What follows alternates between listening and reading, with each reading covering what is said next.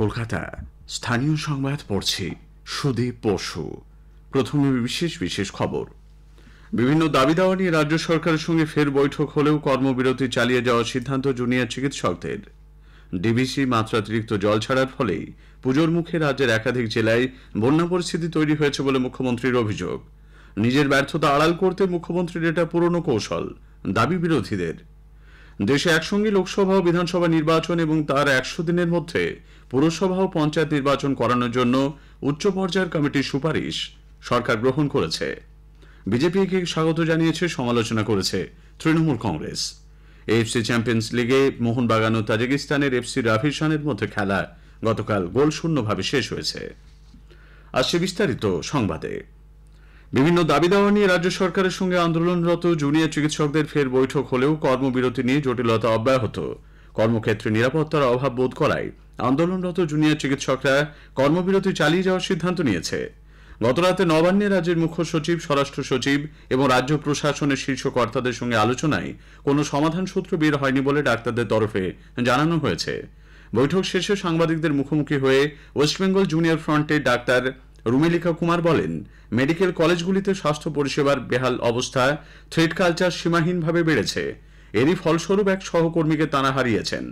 এই পরিবেশ থেকে বেরিয়ে আসতে গণতান্ত্রিক পদ্ধতিতে ছাত্র সংসদের নির্বাচন প্রয়োজন। পাশাপাশি স্বাস্থ্য দপ্তরের কয়েকজন শীর্ষ পদাধিকারীকেও সরানো দরকার। দীর্ঘ বৈঠকে ফ্রন্টের প্রতিনিধিদের বিভিন্ন দাবি দেওয়া মুখ্য সচিব মেনে নিলেও মিনিটসে সই করতে রাজি হননি। এই বিষয়টি নিয়ে রাজ্য প্রশাসনের চলতি অচলাবস্থা কাটাতে সদিচ্ছা নিয়েও প্রশ্ন তোলেন তিনি। রুমেলিকা বলেন, বৈঠক নিয়ে তাঁরা কিছুটা হলেও আস্থা হারিয়েছেন। লাইভ স্ট্রিমিং এর যে দাবি বারবার ফ্রন্টের তরফে জানানো হয়েছে, তা এর মাধ্যমে কার্যত সঠিক বলে প্রমাণিত হল। তবে তারা দাবি দাওয়াগুলি মেল মারফত রাজ্যের মুখ্য সচিব মনোজ পান্থকে পাঠিয়ে দেবেন বলেও তিনি জানান। এদিকে গতকালের বৈঠকে রাজ্য সরকারের তরফে একাধিক পদক্ষেপের কথা জুনিয়র ডাক্তারদের সামনে তুলে ধরা হয়। হাসপাতালে দালাল চক্র নির্মূল করা, নিরাপত্তার দায়িত্বে চুক্তিভিত্তিক কর্মী না রাখার মতো কয়েকটি দাবিতে রাজ্য সরকার সম্মতি দিয়েছে। চিকিৎসকদের দাবি মতো কয়েকটি কমিটি গড়ার প্রস্তাবেও সম্মতি দেওয়া হয়েছে। রাজ্য সরকারের তরফে বৈঠকে ছিলেন মুখ্য সচিব ছাড়াও স্বরাষ্ট্র সচিব নন্দিনী চক্রবর্তী, রাজ্য পুলিশের ডিজি রাজীব কুমার, কলকাতার পুলিশ কমিশনার মনোজ ভার্মা এবং রাজ্য পুলিশের এডিজি আইন শৃঙ্খলা জাভেদ শামীম। ওয়েস্টবেঙ্গল মেডিকেল কাউন্সিল স্বাস্থ্যক্ষেত্রে দুর্নীতির আঁতুড় ঘরে পরিণত হয়েছে বলে অভিযোগ তুলে ডাক্তারদের সংগঠন joint platform of doctors West Bengal, Indian medical অ্যাসোসিয়েশনের পশ্চিমবঙ্গ শাখা এবং প্রোটেক্ট দ্য ওয়ারিয়ার্স আজ মেডিকেল কাউন্সিল সাফাই করো অভিযানের ডাক দিয়েছে। আজ দুপুর 3টায় মেডিকেল কাউন্সিলের কার্যালয়ের সামনে বিক্ষোভ সমাবেশের আয়োজন করা হবে। এই কর্মসূচিতে জুনিয়র ডাক্তারদের তরফেও প্রতিনিধি দল যোগ দেবে।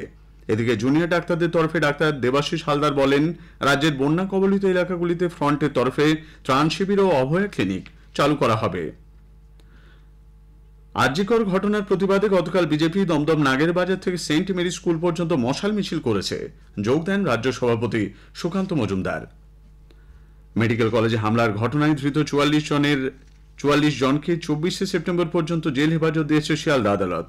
ভিডিও ফুটেজ দেখে এবং জিজ্ঞাসাবাদ করে এদের চিহ্নিত করা হয়। এদিকে আরজিকর কাণ্ডের প্রেক্ষিতে সিবিআইয়ের হাতে গ্রেপ্তার টালা থানার প্রাক্তন ওসি অভিজিৎ মণ্ডলকে সাসপেন্ড করা হয়েছে। ডিভিসি মাত্রাতিরিক্ত জল ছাড়ার ফলেই পুজোর মুখে রাজ্যের একাধিক জেলায় বন্যা পরিস্থিতি তৈরি হয়েছে বলে মুখ্যমন্ত্রী মমতা ব্যানার্জি অভিযোগ করেছেন। হুগলির পুরসুড়া ও পশ্চিম মেদিনীপুরের ঘাটালের রানীর বাজারের প্লাবিত এলাকা সরেজমিনে ঘুরে দেখার পর গতকাল তিনি বলেন, ডিভিসি 3 লক্ষ কিউসেক হারে জল ছেড়েছে। বারবার তিনি কথা বলেছেন ডিভিসি কর্তৃপক্ষ এবং ঝাড়খণ্ডের মুখ্যমন্ত্রীর সঙ্গে, কিন্তু তারপরেও নিজেদের রাজ্যকে বাঁচাতে বাংলাকে ডুবিয়ে দেওয়া হয়েছে। পরিকল্পিতভাবে বাংলাকে ডুবিয়েছে নিজেদের রাজ্যকে বাঁচাবার জন্য। যখন তোমাদের 70% ভরে 80% ভরে, তখন তোমরা কেন ছাড়ো না? আর নিজেদের রাজ্যটাকে বাঁচাও আর সবটা বাংলার উপরে ঠেলে দাও। বাংলার কত বঞ্চনা সহ্য করবে? এদিন দুপুরে হাওড়া হয়ে হুগলিতে পৌঁছন মুখ্যমন্ত্রী। পুরসুরা যাওয়ার পথে একটি সেতুর উপর বানভাসী মানুষদের দেখতে পেয়ে গাড়ি থামান, কথা বলেন তাদের সঙ্গে। ডিভিসির বিরুদ্ধে ক্ষোভ উগরে দেন তিনি। পুরসুরা থেকে পশ্চিম মেদিনীপুরের ঘাটাল রওনা হওয়ার আগে কামারপুকুরে গিয়ে শ্রী রামকৃষ্ণের জন্মভিটায় তিনি শ্রদ্ধা জানান। ঘাটালের প্লাবিত এলাকা দেখে ক্ষুব্ধ মুখ্যমন্ত্রী বলেন, বাংলার সঙ্গে বঞ্চনা করা হয়েছে। এই বন্যা মানুষের তৈরি। মেদিনীপুর সার্কিট হাউসে রাত্রিবাসের পর মুখ্যমন্ত্রী আজ পূর্ব মেদিনীপুরের পাঁশকুড়ায় বন্যা পরিস্থিতি সরেজমিনে খতিয়ে দেখবেন। এদিকে দুর্গাপুর ব্যারেজ থেকে জল ছাড়ার পরিমাণ কিছুটা কমেছে। 2,18,000 কিউসেক হারে জল ছাড়া হয়েছে বলে জানা গেছে। তবে এই পরিমাণ আরও কমানো হতে পারে বলেই গতরাতে জানানো হয়েছিল।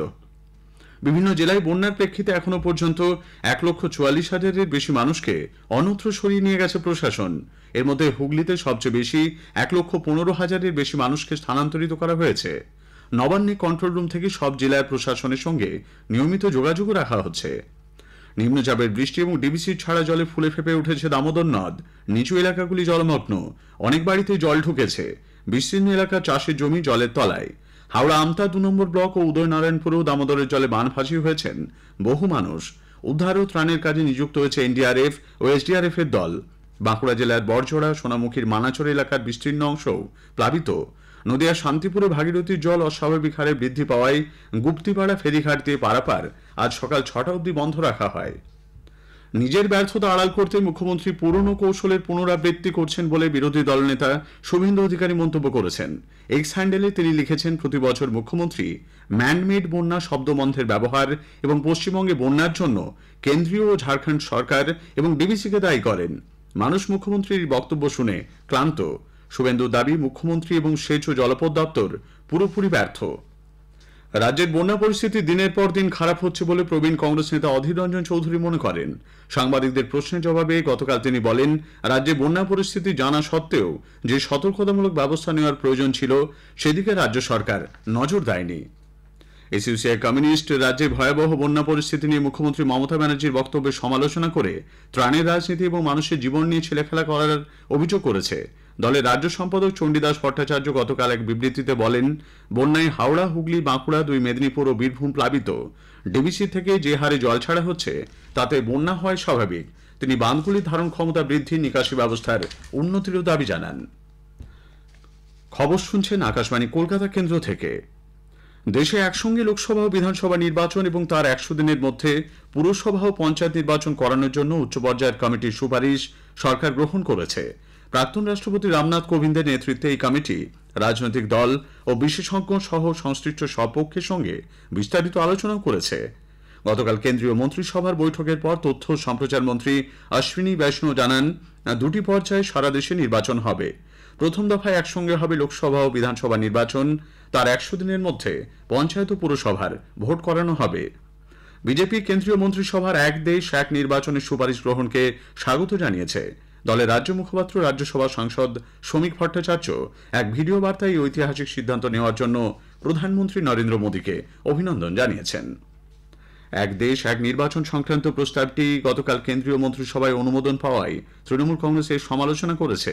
দলের রাজ্যসভা সাংসদ ডেরেক ওব্রায়ান একে প্রধানমন্ত্রী ও অমিত শাহের একটি ভাঁওতা আখ্যা দিয়েছেন।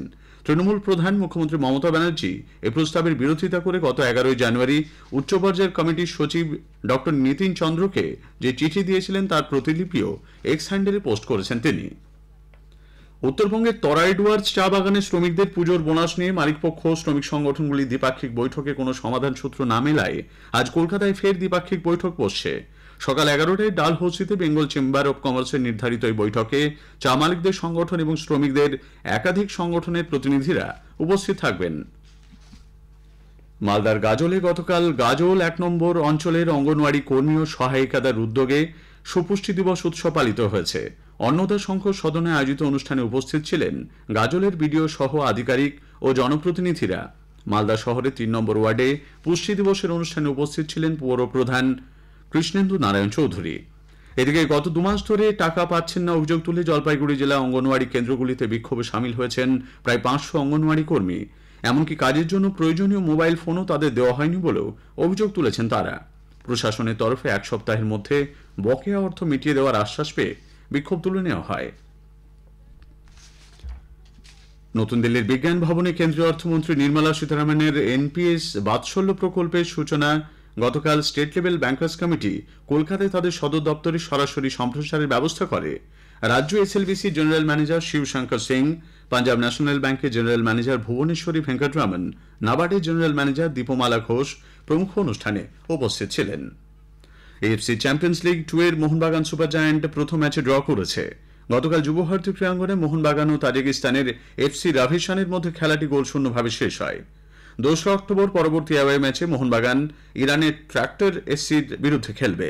নৈহাটি স্টেডিয়ামে গতকাল কলকাতা প্রিমিয়ার লিগ ফুটবলের সুপার 6 পর্বে ভবানীপুর ক্লাব ও ডায়মন্ড হারবার এফসির মধ্যে খেলাটি 1-1 গোলে শেষ হয়েছে।